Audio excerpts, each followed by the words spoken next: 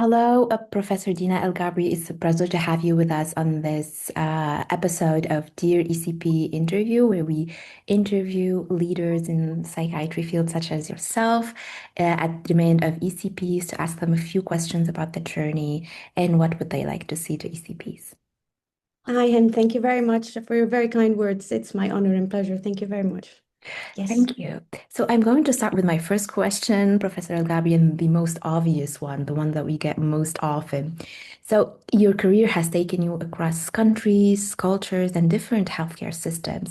What would you just say, would you like to say to ECPs that kind of aspire to break into the international health field, especially when they feel restricted by certain circumstances or where they are geographically? Well, I would tell them that it is less about, later on, they will discover that it's less about geography and it's more about acquiring a certain mindset. This mindset is of intellectual openness, curiosity, adaptability, ability to adaptability, and critical thinking, and also ethical grounding. I would say, of course, I understand there's a lot of structural barriers, whether for license or searching for a training spot or searching for a job opportunity or qualification or even funding. But such things are negotiable. It takes time, but it doesn't prevent you from working anywhere. And I think it's negotiable by some kind of strategic planning to have the proper mentorship for this. It might slow you down, yes, but it does not prevent you. So I'm telling them not to overestimate the power of the passports and the visas and to underestimate the essence of the important thing, which is the critical thinking, the clinical reasoning, and the transferable skills, because this is what really counts. So when the opportunity comes, you find that you are fit into this, and they can start it from now, even getting engaged in any research with any person across the globe. And I think it's easy now with the internet and all of things. I think 10 years ago, this wasn't possible, although there was an internet, but we were not as familiar with it as it now, or even attending webinars or conferences, even through the online. I think it is the first step. Me personally, I did not plan for an international career. I was into my academic pathway in my country, Egypt, and it was fine. But I need to escort my husband because he was traveling abroad, and I would claim that I had this mindset, or I hope for this mindset. So when the time came, maybe when the opportunity come, it happened, okay, to a certain degree.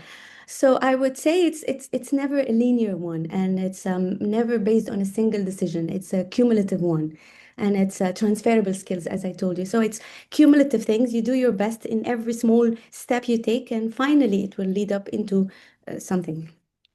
Yes, well, thank you for a great answer. And what I would personally take from it is that it's kind of a combination between two things. So the opportunity, but also preparing yourself for the opportunity. Yes, So when the definitely. opportunity comes, Definitely. you're ready. Yeah. It's the depth and not the speed, I would say this. Wow, that's a great way of putting it. Thank you. Okay. Yeah. And my second question kind of relates to your interest in clinical work and research, which is transcultural psychiatry. Yes. I feel like there's a lot of misconception around that. Like it's easy to, insert it everywhere, but not possibly understanding what it is exactly. So my question is, Yes. from your perspectives, what do ECPs and trainees most often misunderstand about transcultural psychiatry, and what would you encourage them to focus more on? Well, I think the misconception is that transcultural psychiatry is based on knowing some facts about the other cultures, or it's a niche where you study the mental health issues for migrants and for refugees. But I don't think it is like this. I do believe it is in the essence of everyday clinical practice. Because the first thing you ask to the patient is the complaint, and the textbook definition of a complaint is the patient's own words, and hence the culture. And you're going to find out that it is not also about the complaint, it's about the concern, the patient's agenda. And most probably it is completely different than the complaint. Is what is telling you is completely different what he really means, what he really expects from the interview. So it's about his ideas, it's about expectations, and it's about his beliefs and perspectives of what's going on. And it's completely affected by his culture, right? So I would believe also that the culture is not just in between different countries. In your own country, you're going to find there's different cultures. And even in the same social class, like for example, the middle class, which is a big like range of people who have got different norms, different expectations, every one of them has its own culture, right? They have different cultures within the same country, within the same class. Okay. So it is in the essence of everyday clinical practice. And I think the first thing the person can do is to get to know, very much get familiar to his own culture, because later on he can easily relate to other culture. He's going to acquire the empathy. And he would put in perspective the patient's culture and his perspective, his own culture and perspective, and it will give him a very good lens of understanding any kind of structure inequalities at some point. It's not an add-on, and it's not irreplaceable to the biological psychiatry. You're going to give him medication at the end of the day, but it is the lens by which you will understand more the patient, and definitely it would reduce the diagnostic errors and it will improve the therapeutic alliance. Absolutely, very, very well put, Dr. El Gabry. And the first example that actually came to mind listening to you is uh, my experience when, for example, I see older patients in Tunisia in my own culture. So there are a lot of, a lot of perceptions, a lot of history they bring into that interview, and it's very important to be familiar with that. So the therapeutic alliance, as you said, is good. Yes, you said a very important thing, history. Yes, every person has his own history, which is affected by his own culture. So it's understanding the backgrounds and histories of every person, his norms, his beliefs, his expectations. It's very important. It's very important. So yes, we apply the Western classification system and the Western guidelines in treatment, but we have to put in perspective culture. It's extremely important.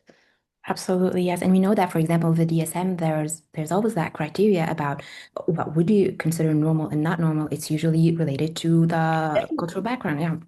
Yeah. definitely. Yes, totally agree with you. Yes. Okay, perfect. And now moving on to my last question, which is more about you, Professor El Gabry. It's a bit more personal. Now, looking back on your journey, what would you say today to your younger self and maybe to the younger trainees and ECPs that are listening to us today? Well, I would ask my younger self, okay, to become more tolerable to uncertainties. And I would ask her to become less harsh on herself, more kinder to oneself, and to put less emphasis on external validation. I would really advise her so if I had the opportunity to say my younger self. Although I hate to say that I'm saying to my younger self, so this means I'm older now. So, but I would I would just put it this way. The thing is, I would say to the early career psychiatrist, I totally empathize the stage where you are now, because it's a very demanding one, where you start your careers, you start your identities, you start your qualifications, and some of you even start their families and building families. So it's all very difficult because they all start at the same time, and in order to acquire balance, it needs a bit of experience. And you have the enthusiasm and you have the energy, but the thing is to put everything together in a balance. It's quite difficult. My advice to them is to put into perspective that success is not related to qualifications or not related to titles or position. It is about the depth of acquiring the depth and the critical thinking and the richness of the experience you have, the people you meet, especially those seniors who believed in you and they gave you support when you were that young, and you want to hope or even good like appraisal or good kind words. The stories the patients say, acquiring integrity and keeping to your own values. I think this is the thing. To acquire, finally, the goal is to have some kind of balance between all of these concepts, and to have balance between your personal life and your career life. And I think if you did achieve this, it's for me success. Um, and there isn't no need at all to compare yourself and your pathway with others. It's no good, and it will be of no benefit. We are different and we meet different people, so definitely each pathway is completely different than the others. So I would tell them like to write down their own story with confidence, and I think the thing that makes their story legitimate and of value is the challenges they meet and how they overcome it. Yes, well, that's very wise, Professor Gabby. Thank you very much. And you're actually our first guest to openly talk about external validation, comparison, this balance between work life and personal life. And I think that's very important, and a lot of people struggle with that. So thank you for addressing that. Thank you, and thank you very much. Thank you for the lovely interview. I enjoyed it. Okay, yes, and with that, we conclude our interview. Thank you very much.